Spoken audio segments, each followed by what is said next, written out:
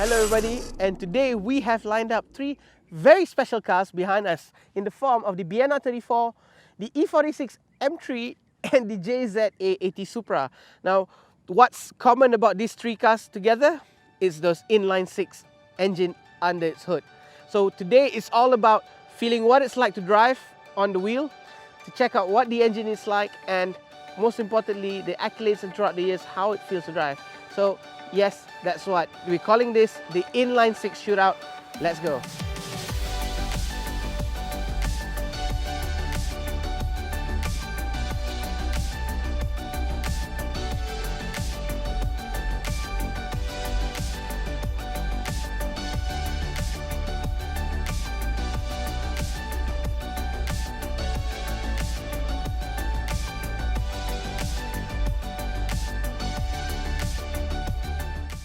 Now, we kick things off in the Mark IV Supra, codenamed JZA80. Now, the JZ in that name is talking about what's up front, the 2JZ engine. Toyota made a few variations on the A80 Supra, a normally aspirated version, and also the one in this particular car, the 2JZ GTE sequential twin turbo. Right here, we're talking from the sequential turbos, 276 horsepower, 430 Newton meters of torque, all powered through the gearbox and rear wheels. So back in 1993, this car produced that much power and a top speed of 175 miles an hour. Now, I've never driven a stock Supra till right now, and this is as stock as it gets. So it comes with a sequential twin turbo engine, which means that the boost kicks in from as early as 1800 RPM, and then the second turbocharger works together to produce more power and maximum torque at a much higher RPM. So the 2JZ is more infamous for its strong characteristics. Now, Toyota made it out of iron cast block, which means all the aftermarket tuners can tune this thing up with a lot of boost, and the stock block from factory can hold, so they say, up to about 800 horsepower. Now, if you're more famed, as you all fanboys are, the 2JZ are more crazily used for the drift and drag circuit, producing 1500 horsepower even for street use. But for motorsports application, oddly enough, the 2JZ was never used for JGTC except for one team. Now, Toyota themselves, they fitted a different V8 unit onto the JGTC car. So this particular car was originally a 4-speed auto, but the owner has swapped over into the R154 5-speed manual gearbox for a little bit more engagement. And being on the wheel now, I get to feel a little bit more of what a stock 2J feels. This is as smooth as it gets on how Toyota was meant to make the Supra to be a nice GT cruiser characteristics. So this thing is not a high revving, rev happy engine, but the smooth power delivery makes it for a perfect GT car. Much different, however, onto the other two versions of the cars that we have from the 6 cylinders here.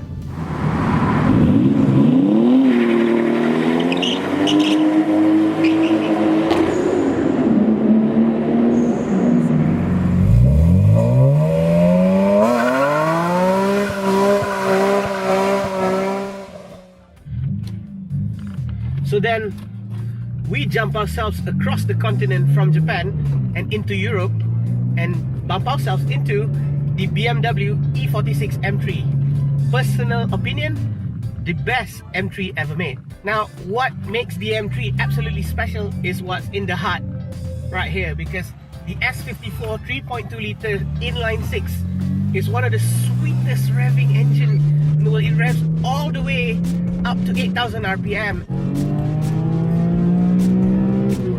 In early 2000s, this car was one of the highest powered, normally aspirated engine ever made. Now, the power band is a little bit more different because, as you can expect from a 6-cylinder NA engine, now it's just a lot sweeter through the rev band. You don't have turbos to interact and to anticipate on the boost.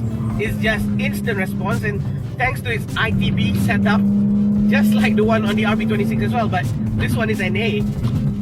The response is just crazily sharp. Now you can get into a lot of trouble into this. But beyond just that engine, the BMW M engineers have made this thing as one of the most balanced chassis ever made. But then again, today we are not here to talk about the chassis, we are here to talk about that engine. Sadly, motorsports application, there isn't that much on the S54 because BMW people did not find the inline 6 S54 as competitive in its day and age. But for the street use, now these guys will tell you that the S54 engine is probably one of the best M engines ever made. And ever since they created the V8 for 4-litre V8 on the E92, and now with the M3 and M4, the modern ones now turbocharged, this M3 is slowly turning into one of the best modern classics that you can buy. Value of the E46 M3 today is moving up, and that has a lot to do not just with the way it looks, not just with the way it handles, but that engine right there, the S54 inline 6, one of the best inline 6s to me that has ever been made.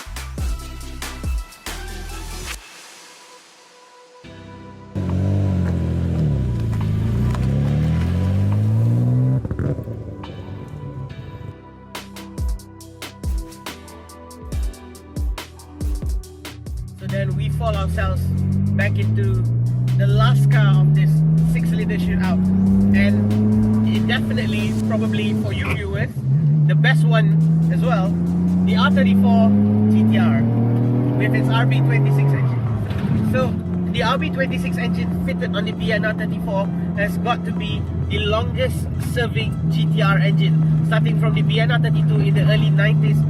The RB has already been put onto the GTR chassis, and it's been competing in all the JGTC series from the 32, the 33 and the 34 body.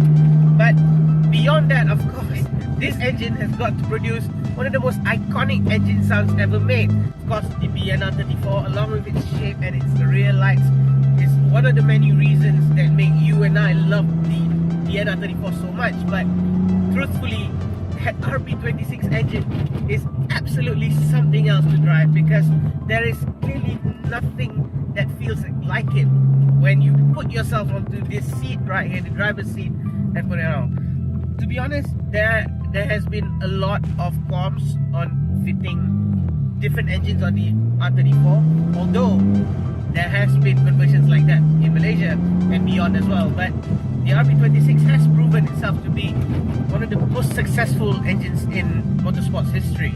So Nissan started producing the RB26 from the early generation of the GTR, starting from the 32 all the way till the 34 that we're in right here. Nismo, the tuning company from Nissan themselves, are still actually developing the RB engine, and they are still actually selling them at the Nismo Omori factory.